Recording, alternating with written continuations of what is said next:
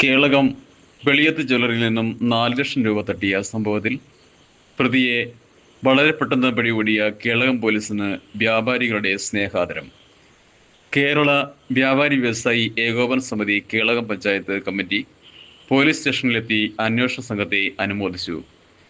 ഈ മാസം 7-നായിരുന്നു കേസിന് ആസ്പദമായ സംഭവം നടന്നത്.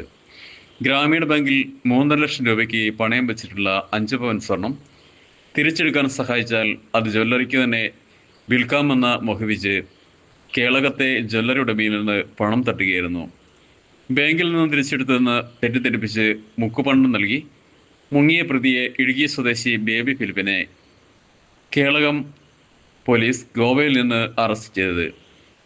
പ്രതിയെ വളരെ വേഗം പിടികൂടിയതിനാൽ അഭിനന്ദനം അറിയിക്കാൻ കേളകം പോലീസ് സ്റ്റേഷനിലെത്തിയ വ്യാപാരി വ്യവസായി ഏകോപന സമിതി കേളകം പഞ്ചായത്ത് കമ്മിറ്റി ഭാരവാഹികൾ പോലീസുമായി മധുരം പങ്കിട്ടു.